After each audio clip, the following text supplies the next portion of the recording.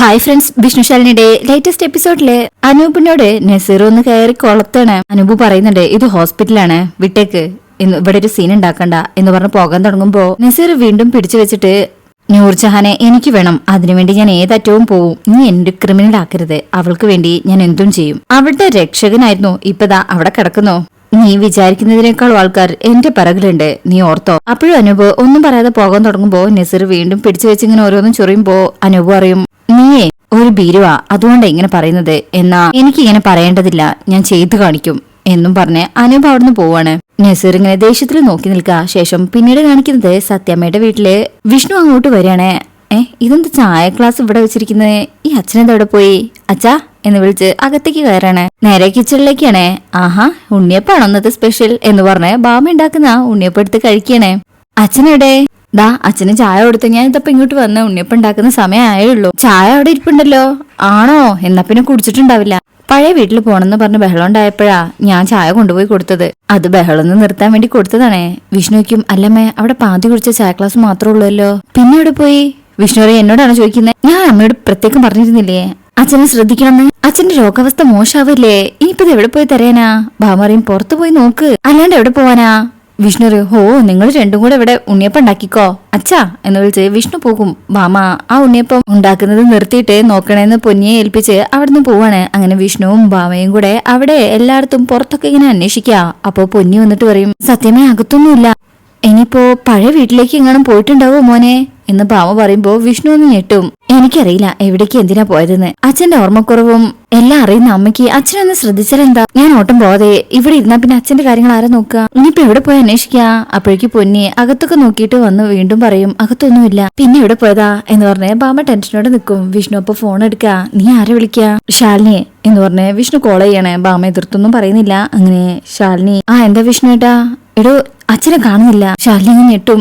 കാണാനില്ലെന്നോ? ചായ കുടിച്ച് വാതിൽക്കൽ ഇരുന്നതാ, എങ്ങോട്ടും ഇറങ്ങിപ്പോയെന്ന്. പഴയ വീട്ടിലേക്ക് പോണെന്ന് പറഞ്ഞ് അമ്മയായിട്ട് വഴക്കിട്ടു എന്നൊക്കെ പറയുന്നുണ്ട്. എനിക്കൊന്നും അറിയില്ല, ഇനിയിപ്പോ അങ്ങോട്ട് പോയിട്ടുണ്ടോന്നാവോ? വിഷ്ണുവേട്ടൻ ടെൻഷൻ ആവണ്ട, അതിനുള്ള സാധ്യത ഉണ്ട്. പിന്നെ ഒറ്റയ്ക്ക് എങ്ങനെ പോവും അതറിയാത്തത്. എന്തായാലും വിഷ്ണുവേട്ടൻ അങ്ങോട്ട് ചെല്ലേ, ഞാൻ ഇപ്പൊ തന്നെ വരാം. അങ്ങനെ ആ കോള് കട്ട് ചെയ്യാണ്. അങ്ങനെ വിഷ്ണു വേഗം അവിടുന്ന് പോവും. ഞാൻ പഴയ വീട്ടിലേക്ക് പോയിട്ട് വരാം, അവിടെ ഉണ്ടാവാനാണ് സാധ്യത എന്ന് പറഞ്ഞ് വിഷ്ണുവും ബൈക്കെടുത്ത് അങ്ങോട്ട് പോവാ. ഈശ്വര, സുഖമില്ലാത്ത ആളാണ്, രക്ഷിക്കണേ എന്ന് പറഞ്ഞ് ഭാമ അവിടെ നിൽക്കുക. ശേഷം പിന്നീട് കാണിക്കുന്നത് കുടുംബശ്രീ വീട്ടിലെ ശാരദാമ്മ വെജിറ്റബിൾസ് അരിഞ്ഞോണ്ടിരിക്കുകയാണ്. അപ്പൊ അങ്ങോട്ട് അനൂപ് വരാണേ. ആ ആരിത്, വാടാ എന്ന് പറഞ്ഞ് ശാരദാമ്മ വിളിക്കണേ. എന്നിട്ട് അവിടെ ഇരുത്തും. അനുഭവം വന്നിരിക്കുന്നത് ഒരു കാര്യം പറയാനാണ്. ആകെ ഒരു ചമ്മലൊക്കെ ഉണ്ട്. അതിപ്പോ ഞാൻ എങ്ങനെയാ തുടങ്ങുക ശാരദാമ്മേ? അങ്ങനെ ഒരു പറച്ചിലും ഇരുത്തവും നാണൊക്കെ കാണുമ്പോ തന്നെ ശാരദാമ്മയ്ക്ക് കാര്യം മനസ്സിലാവും. നീ എന്താ വല്ല കല്യാണക്കാരും പറയാൻ വേണ്ടി വന്നതാണോ? അതാ കിടക്കുന്നു, സസ്പെൻസ് പൊളിഞ്ഞു. ഈ ശാരദാമ്മ പറയും, ഇങ്ങനെ അടുപ്പുള്ളവരുടെ അടുത്ത് വന്ന് ആൺകുട്ടികൾ ഇങ്ങനെ ഇരിക്കുന്നുണ്ടെങ്കിൽ തന്നെ അതിന്റെ അർത്ഥം കല്യാണക്കാര്യം പറയാനായിരിക്കും. പറ, ആളാരാ? നമ്മുടെ കൂട്ടരാണോ? അപ്പോ അനൂപ് പറയും, ഞാൻ അന്ന് ഇങ്ങോട്ട് കൊണ്ടുവന്നിരുന്നില്ലേ പരിചയപ്പെടുത്തി, നൂർജഹാൻ. ശാരദാമ്മ ഞെട്ടും. എടാ അനൂപേ, അത് മോനെ. ശാരദാമ്മ മുടക്കൊന്നും പറയരുത്, എന്നെ മനസ്സിലാക്കുന്ന ആളെന്ന് കരുതിയാ ഞാൻ ശാരദാമ്മയുടെ ഒന്ന് കാര്യം പറഞ്ഞത്. അതെന്തുകൊണ്ടാ? എനിക്ക് ശാരദാമ്മയുടെ അത്രയ്ക്ക് സ്വാതന്ത്ര്യം ഉള്ളത് കൊണ്ടല്ലേ. ഞാൻ എന്റെ അമ്മയെക്കാളും സ്നേഹിക്കുകയും ബഹുമാനിക്കുകയും ചെയ്യുന്ന ആളാണ് ശാരദാമ്മ എന്ന് പറഞ്ഞ് ശാരദാമ്മയുടെ കൈ പിടിക്കുമ്പോ ശാരദാമ്മ കൈ ഇങ്ങോട്ട് വലിക്കുന്നുണ്ട്. ശാരദാമ്മ അവനെ പറഞ്ഞ് മനസ്സിലാക്കാൻ ശ്രമിക്കുന്നുണ്ട്. നിന്റെ അമ്മ അറിഞ്ഞാലുള്ള കാര്യം അറിയാലോ. അനു പറയും, അമ്മയോട് പറഞ്ഞ അമ്മ സമ്മതിക്കില്ല, എനിക്ക് ശാരദാമ്മയുടെ സമ്മതം മതി. അവളുടെ മനസ്സിലെ നിന്നെ കുറിച്ച് വലിയ വലിയ ചിന്തകളാ. പക്ഷേ അച്ഛൻ. അപ്പോഴേക്കും അനു പറയും, അച്ഛൻ ഇനി മക്കളെ നോക്കണമെന്നുണ്ടോ? അച്ഛൻ അച്ഛന്റെ ഇഷ്ടത്തിന് ഇങ്ങനെ ജീവിക്കുന്നു, അമ്പലം ചുറ്റും നാട് ചുറ്റും എല്ലാ അച്ഛനും വേണ്ടി മാത്രം. ശാരദാമ്മ പറയും, അങ്ങനെയൊക്കെ ആണെങ്കിലും ആ സ്ഥാനം നമ്മൾ മറക്കാൻ പാടില്ലല്ലോ. അച്ഛന്റെ കടമ അച്ഛൻ മറക്കുന്ന ആളാവാം, പക്ഷേ നീ നിന്റെ കടമ മറക്കരുത്. അച്ഛനെ ഞാൻ ന്യായീകരിച്ചതല്ല, പിന്നീട് നിനക്കതൊരു വേദനയാവാതിരിക്കാൻ വേണ്ടിയാണ് ഞാൻ പറയുന്നത്. അങ്ങനെ നൂർജഹാനിൽ നിന്നും പിന്തിരിപ്പിക്കാൻ ശ്രമിക്കുന്നുണ്ടെങ്കിലും അനൂപ് പറയും, ഞങ്ങൾ മനസ്സുകൊണ്ട് ഒരുപാട് അടുത്തുപോയി, ഞങ്ങൾ ഇഷ്ടപ്പെട്ടു പോയി, ഞങ്ങളെ പിരിക്കരുത്. ശാരദാമ്മേ, ഇതും ശാരദാമ്മ കൂടെ ഉണ്ടാവണം എന്നിങ്ങനെ പറഞ്ഞു നിൽക്കുമ്പോ ഒരു ഓട്ടോറിക്ഷ വരികയാണേ. രാഘവേട്ടനും കൂടെ ഉണ്ട്. രോഹിത്താണ് കൊണ്ടുവന്നിരിക്കുന്നത്. രോഹിത്തിനെ കാണുന്നതും, രോഹിത്തോ ഇതെന്താ പതിവില്ലാതെ ഇവിടേക്ക്? രാഘവേട്ടനും എന്തോ കാര്യമുണ്ടല്ലോ എന്ന് പറഞ്ഞ് ശാരദാമ്മ അവരുടെ അടുത്തേക്ക് ചെല്ലും. അനൂപിന് ആരെയും മനസ്സിലായിട്ടില്ല, അങ്ങനെ നോക്കി നിൽക്കുക. അങ്ങനെ ശാരദാമ്മ വന്നിട്ട്, അല്ല രാഘവേട്ടൻ എന്താ ഇവിടെ? രോഹിത്താണ് മറുപടി പറയുന്നത്, പഴയ വീട്ടിൽ പോണെന്ന് പറഞ്ഞിട്ട് വഴി അറിയാതെ റോട്ടിൽ നിൽക്കായിരുന്നു.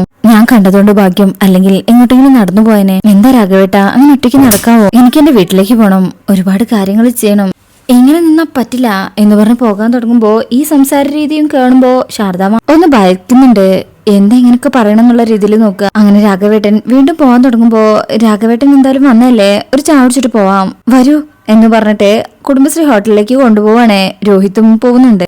അങ്ങനെ അവിടെ എത്തുമ്പോ അനൂപ് ഇവരങ്ങനെ നോക്കും. അങ്ങനെ രോഹിത് പറയും, എനിക്കിപ്പോ സത്യമ്മ താമസിക്കുന്ന വീട് അറിയാഞ്ഞിട്ടാ, അല്ലെങ്കിൽ ഞാൻ അങ്ങോട്ട് കൊണ്ടുപോയനെ. അതെന്താടാ, എനിക്ക് ഞാൻ താമസിക്കുന്ന വീട് അറിയില്ലേ, എന്നെ എന്റെ വീട്ടിൽ കൊണ്ടാക്കിയാൽ മതി എന്ന് രാഘവേട്ടൻ ഇങ്ങനെ പറയാ. ഞാൻ പോവാ. അപ്പൊ ശാരദാമ്മ പറയും, എന്തായാലും അപകടത്തില് പെട്ടില്ലല്ലോ, ഞാൻ ചായ എടുക്കാം എന്ന് പറഞ്ഞിട്ട് രണ്ടുപേർക്കും ചായ എടുക്കണേ. അനൂപിനോട് നിനക്കൂടെ ചായ എടുക്കട്ടെ? അനൂപ് പറയും, വേണ്ട, ഞാൻ ഇറങ്ങും, നീ അവിടെ ഇരിക്കും, ശാലിനി കണ്ടിട്ട് പോവാം. അപ്പോഴേക്കും ശാരദാമ്മ ചായ ഉണ്ടാക്കാൻ തുടങ്ങിയിട്ടുണ്ട്. രാഘവേട്ടൻ വീട്ടിൽ പോണം എന്നിങ്ങനെ വീണ്ടും വീണ്ടും പറയുന്നുണ്ട്. അപ്പോഴേക്കും ചായ വേഗം ഗ്ലാസ്സിലൊഴിച്ച് ഇവർക്ക് രണ്ടുപേർക്കും കൊണ്ടുപോയി കൊടുക്കും. രോഹിത്തിന് ദാ എന്ന് പറഞ്ഞ് കൊടുക്കുമ്പോ രോഹിത്തിന് വാങ്ങിക്കാനും മടിയുണ്ട്. എങ്കിലും ശാരദാമ്മ നീട്ടുന്നല്ലേ വാങ്ങിക്കാണ്. അതിപ്പോ അനൂപ് പറയും, എന്നാ പിന്നെ ഞാൻ ഇറങ്ങട്ടെ ശാരദാമ്മേ എന്ന് പറഞ്ഞ അനൂപ് പോകുമ്പോ രാഘവേട്ട ചായ കുടിക്ക്, ഞാനിപ്പോ വരാട്ടോ എന്ന് പറഞ്ഞ് അനൂപിന്റെ അടുത്ത് പോവാണ്. എന്നിട്ട് അനൂപിന്റെ അടുത്ത് പറയും, നിന്റെ ഈ കാര്യത്തിലെ ഇടപെടാൻ എന്നെക്കാളും നല്ലത് നിന്റെ ചേച്ചി ശാലിനി തന്നെയാ. അവളുള്ളൊരു ദിവസം വാ, എന്നിട്ട് ഇതിന്റെ വരും വരായികൾ ചിന്തിച്ച് നമുക്ക് ഉചിതമായ ഒരു തീരുമാനം എടുക്കാം. എന്തായാലും നീ ഇത് തീരുമാനം എടുത്തു, അപ്പൊ പിന്നെ ഇതുമൂലം ഉണ്ടാവുന്ന പ്രശ്നങ്ങളും മുന്നിൽ കാണണല്ലോ, അതൊക്കെ നിനക്ക് മനസ്സിലാക്കി തരാൻ ശാലിനിയെ കൊണ്ടേ പറ്റൂ. അപ്പൊ അനൂപിനും അത് മനസ്സിലാവുന്നുണ്ട്. ഞാൻ വരാൻ ശാരദാമ്മേ എന്ന് പറഞ്ഞ് അനൂപ് അവിടുന്ന് പോവാണ്. ശേഷം പിന്നീട് കാണിക്കുന്നത് വിഷ്ണു അവരുടെ പഴയ വീട്ടിലേക്ക് എത്തിരിക്കാം. അച്ഛനവിടെ ഉണ്ടാവണേ എന്ന് പറഞ്ഞിട്ടാ വിഷ്ണു അങ്ങോട്ട് ചെല്ലുന്നത്. എന്നിട്ട് അച്ഛനെ വിളിച്ച് അവിടെ ചുറ്റിലും നടക്കണേ. ശേഷം ഡോറിലും മുട്ടുന്നുണ്ട്, എന്നാ അത് ലോക്കാണേ. വിഷ്ണു ആകെ ടെൻഷനോട് കൂടി ഇറങ്ങാൻ നിൽക്കുമ്പോ അങ്ങോട്ട് ശാലിനി വരണേ. വിഷ്ണുട്ടാ എന്തായി കണ്ടോ? വിഷ്ണു ഇല്ല, വരുമ്പോ ഒരു പ്രതീക്ഷ ഉണ്ടായിരുന്നു ഇവിടെ കാണുന്നത്, അതപ്പോ നഷ്ടായിരിക്കുന്നത്. ഇനിയിപ്പോ എവിടെ പോയാ? ശാലിനി പറയും, നമുക്ക് അന്വേഷിക്കാം, അല്ലാണ്ട് ഇപ്പോ സമയം കളയാൻ പറ്റില്ല. അച്ഛന്റെ അവസ്ഥ മോശമായിക്കൊണ്ടിരിക്കാം. അച്ഛന്റെ ഇപ്പോഴത്തെ മാനസികാവസ്ഥയില് എങ്ങോട്ടാ പോവാന്ന് പറയാൻ പറ്റില്ല. വിഷ്ണു ശാലിനി, ഞാൻ അമ്മയോട് പ്രത്യേകം പറഞ്ഞിരുന്നതാ, അമ്മയ്ക്കെല്ലാം അറിയാം, പക്ഷെ അച്ഛനെ ശ്രദ്ധിക്കാതെ അമ്മ. അവ ശാലിനി പറയും, അമ്മ ഇങ്ങനെ കുറ്റം പറഞ്ഞിട്ട് എന്താ വിഷ്ണുവിന്റെ കാര്യം? അമ്മയ്ക്കുമില്ലേ 100 കൂട്ടം കാര്യങ്ങൾ, അതിനിടയിൽ അച്ഛനെ ശ്രദ്ധിക്കാൻ പറ്റിയിട്ടുണ്ടാവില്ല. വിഷ്ണുവിക്കും ആർക്കു വേണ്ടിയിട്ടാ അമ്മ കഷ്ടപ്പെടുന്നത്? ആരെ ബോധ്യപ്പെടുത്താനാ? അച്ഛന്റെ കാര്യം മാത്രം നോക്കിയാൽ മതി എന്ന് പറഞ്ഞ അമ്മ കേൾക്കില്ല. അമ്മയുടെ ആവശ്യമില്ലാത്ത പിടിവാശിയാ ഇപ്പൊ ഈ അവസ്ഥയിലെത്തിയത്. അപ്പോൾ ശാലിനി പറയും, നമ്മുടെ കയ്യിൽ സമയം പാഴാക്കാനില്ല, ഏതെങ്കിലും വണ്ടിയിലോ ട്രെയിനിലോ കയറി പോകുന്നതിന് മുന്നേ നമുക്ക് കണ്ടുപിടിക്കണം. നഷ്ടപ്പെടുത്തുന്ന ഓരോ നിമിഷങ്ങൾക്കും വിലയുള്ളതാ. അങ്ങനെ വിഷ്ണുവിനെ പറഞ്ഞ് ഏകദേശം മനസ്സിലാക്കിയിട്ട് അവരവിടുന്ന് പോകാൻ തുടങ്ങുമ്പോ ശാലിനിയുടെ ഫോൺ ബെല്ലടിക്കണേ. അമ്മയാ എന്ന് പറഞ്ഞ് ആ കോള് ശാലിനി എടുക്കണേ. അതെ, രാഘവേട്ടൻ ഇവിടെ വന്നിട്ടുണ്ട്. അച്ഛൻ അവിടെ വന്നിട്ടുണ്ടെന്നോ? അപ്പോഴാണ് അത് വിഷ്ണുവും കേൾക്കുന്നത്. വിഷ്ണുവിനെ അത് കേൾക്കുമ്പോ തന്നെ ആശ്വാസമാവും. വിഷ്ണുട്ടാ, അച്ഛൻ അവിടെ ഉണ്ടെന്ന്. അല്ലമ്മേ, അച്ഛൻ എങ്ങനെ അവിടെ എത്തി? ശാരദാമ്മ പറയും, വഴിയിൽ കണ്ടിട്ട് രോഹിതാ ഇങ്ങോട്ട് കൂട്ടിക്കൊണ്ട് വന്നത്, രോഹിത്തും ഇവിടെ ഉണ്ട്. അത് കേൾക്കുമ്പോ ശാലിനി അത് വിഷ്ണുവിനോട് പറയണമെന്നില്ല. അമ്മ എന്തായാലും വിളിച്ചത് നന്നായി, ഞങ്ങൾ അച്ഛനെ തിരക്കി നടക്കായിരുന്നു, ഞങ്ങൾ അങ്ങോട്ട് വരാം എന്ന് പറഞ്ഞ് കോള് കട്ട് ചെയ്യാ. ശേഷം വിഷ്ണുവിനോട് അങ്ങോട്ട് പോവാന്ന് പറയും. അപ്പോഴേക്കും വിഷ്ണു ഫോൺ എടുത്ത് സത്യാമ്മയെ വിളിക്കണേ. എന്തായി മോനെ, അച്ഛനെ കണ്ടോ?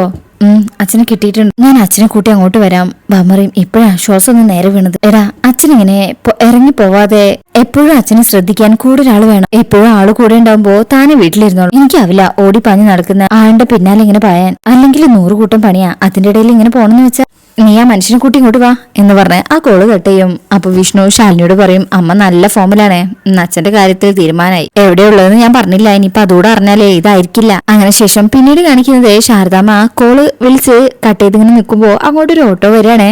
അപ്പൊ അതില് ശ്യാമ മക്കളെ കൂട്ടിക്കൊണ്ട് വന്നിരിക്കുക സ്കൂളിൽ നിന്ന്. ശാരദാമ്മയെന്ന് വിളിച്ച് അവര് ശാരദാമ്മയെ കെട്ടിപ്പിടിക്കുക. അങ്ങനെ പെട്ടെന്നായിരിക്കും സത്യ രാഘവേട്ടനെ കാണുന്നത്. ദാ പപ്പി, അച്ചച്ചൻ എന്ന് പറഞ്ഞിട്ട് രണ്ടുപേരും കൂടെ സന്തോഷത്തോടുകൂടി രാഘവേട്ടന്റെ അടുത്തേക്ക് ഓടി പോവാ. ശ്യാമ അപ്പോഴാണ് രാഘവേട്ടനെയും രോഹിത്തിനെയും കാണുന്നത്. അച്ചച്ചൻ ഇതെപ്പോ വന്നു എന്ന് വെച്ച് മക്കൾ ഓടി വരും.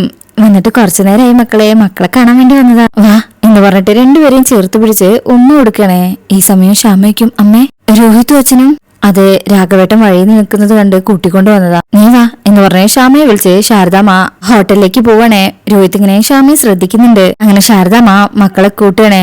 വാ, നമുക്ക് ഭക്ഷണം എന്തെങ്കിലും കഴിച്ചിട്ട് വരാം, അച്ഛൻ ഇവിടെ തന്നെ ഉണ്ടാകും എന്ന് പറഞ്ഞിട്ട് കുട്ടികളെ കൂട്ടിക്കൊണ്ട് പോകും. ശ്യാമ ഇപ്പോഴും അവിടെ തന്നെ നിൽക്കുമ്പോ ശാരദാമ്മ വന്നിട്ടേക്കും, നീ എന്താ ഇങ്ങനെ ഇവിടെ നിൽക്കുന്നത്? അവനോട് എന്തെങ്കിലും പോയി സംസാരിക്കേ. ശ്യാമ എന്ന് തലയിട്ട. അങ്ങനെ ശാരദാമ്മ കുട്ടികളകത്തേക്ക് കൂട്ടിക്കൊണ്ട് പോകും. അങ്ങനെ ശ്യാമ രോഹിത്തിന്റെ അടുത്തേക്ക് ചെല്ലണേ. രോഹിത്തിനെ അങ്ങനെ നോക്കും. ശേഷം ബാഗൊക്കെ അവിടെ വെച്ചിട്ട് അച്ഛാ എന്ന് വിളിച്ച് രാഘവേട്ടന്റെ അടുത്തെല്ലുമ്പോ, നിനക്ക് സുഖാണ് മോളെ? സുഖാണച്ചാ. ആരും ഇല്ലാത്തവർക്കും ജീവിക്കണ്ടേ, ചാവാനൊന്നും പറ്റില്ലല്ലോ, അതുകൊണ്ട് ജീവിച്ചു പോവാണ്. പിന്നെ ആരൊക്കെ തോൽപ്പിക്കാൻ നോക്കിയാലും തോറ്റു കൊടുക്കുന്ന മനസ്സല്ലല്ലോ എന്റേത്. ഇതൊക്കെ രോഹിത് കേൾക്കാൻ വേണ്ടി രോഹിത്തിനെ ഉദ്ദേശിച്ചാണ് പറയുന്നത്. രോഹിത് ഇങ്ങനെ കേട്ട് നിൽക്കണേ. രാഘവേട്ടനൊന്നും മനസ്സിലാവുന്നില്ല. അല്ല അച്ഛന് മരുന്നൊക്കെ ഉണ്ടോ? ആ ഉണ്ട് മോളെ, പക്ഷെ ചില സമയത്ത് ഞാൻ എന്നെ തന്നെ മറന്നു പോവാ. ചിലപ്പോ മാറുമായിരിക്കും. അങ്ങനെ ഓരോന്ന് സംസാരിക്കും. ഷാമ പറയും, എന്നാ പിന്നെ ഞാൻ ഈ ബാഗൊക്കെ അകത്ത് കൊണ്ടുപോയി വെച്ചിട്ട് വരാച്ചാ എന്ന് പറഞ്ഞ് രോഹിത്തിനെ ഇങ്ങനെ നോക്കും. മിണ്ടുന്നില്ല. ഷാമ അവിടുന്ന് പോകാണേ. തുളസിത്തറയുടെ അവിടെ എത്തുമ്പോ രോഹിത്ത് വിളിക്കണേ ഷാമേ. അങ്ങനെ ഷാമയുടെ അടുത്തേക്ക് ചെന്ന് ഷാമയോട് തന്റെ കൂടെ വരണമെന്ന് ഇങ്ങനെ പറയാൻ തുടങ്ങുന്നത് കാണിച്ചിട്ടാ ഈ ഭാഗം കഴിയുന്നത്. അപ്പോ ഇന്നത്തെ റിവ്യൂ ഇഷ്ടപ്പെട്ടിട്ടുണ്ടെങ്കിൽ ചാനൽ എല്ലാവരും ഒന്ന് ലൈക്ക് ചെയ്ത് സബ്സ്ക്രൈബ് ചെയ്ത് സപ്പോർട്ട് ചെയ്തേക്കണേ. താങ്ക്